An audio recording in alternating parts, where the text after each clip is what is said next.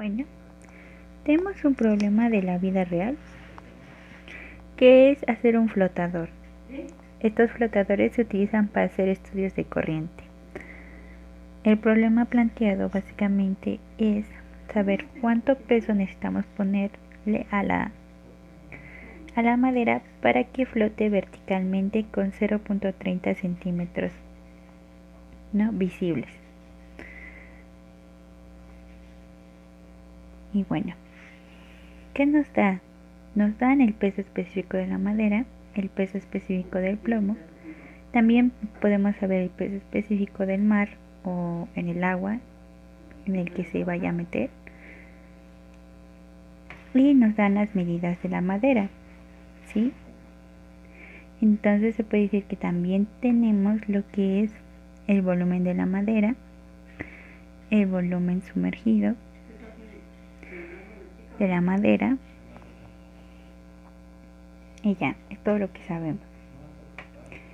Entonces, este es un problema que se resuelve algebraicamente, así que lo vamos a hacer antes de meter datos, ¿no?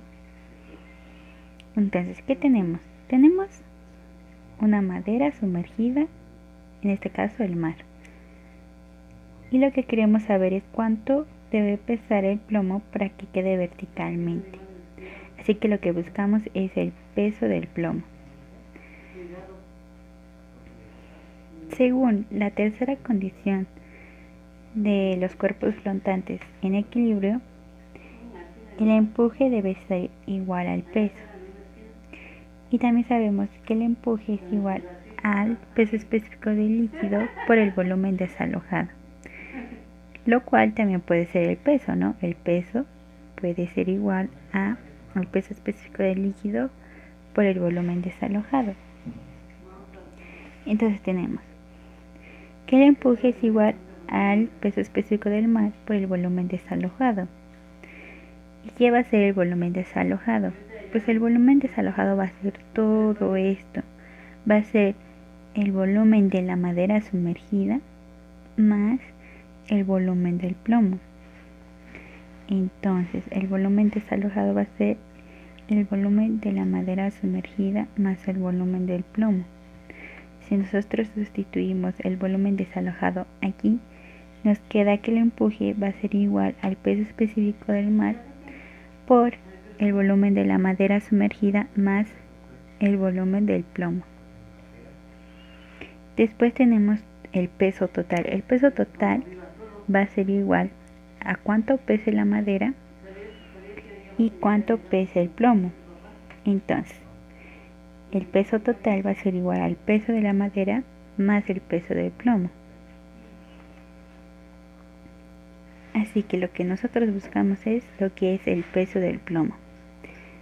Entonces, como el empuje es igual al peso, igualando estos dos, nos quedaría que el peso específico del mar por el volumen de la madera sumergida más el volumen del plomo va a ser igual al peso de la madera más el peso del plomo. Entonces, esto acabaría aquí si nos dieran el volumen del plomo. Sí, hasta aquí lo que podríamos hacer es despejar el peso del plomo. Pero acordémonos que el peso del plomo va a ser igual al peso específico del plomo por el volumen del plomo. Entonces, nos dan el peso específico del plomo, pero no nos dan el volumen del plomo. Así que forzosamente, si no nos dan el volumen del plomo, tenemos que calcular lo que es el volumen del plomo para así poder calcular el peso del plomo. ¿Sí? Y aunque nosotros despejáramos aquí el peso del plomo, en esta parte lo volvemos a tener. No tenemos el volumen del plomo.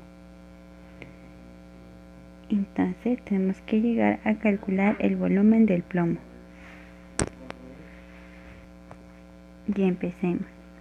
Tenemos que el peso específico del mar por el volumen de la madera sumergida más el volumen del plomo va a ser igual al peso de la madera más el peso específico del plomo por el volumen de plomo. Bien, tenemos aquí el volumen del plomo y aquí el volumen de plomo. Tenemos que hacer para que estos dos necesitamos que estos dos de alguna manera se junten para poder despejarlos, ¿no? Y eso es lo que vamos a hacer. Entonces, vamos a hacer primero vamos a multiplicar este por estos dos, ¿no? Entonces nos quedaría el peso específico del mar por el volumen de la madera sumergida más el peso específico del mar por el volumen de plomo va a ser igual al peso de la madera más el peso específico del plomo por el volumen del plomo.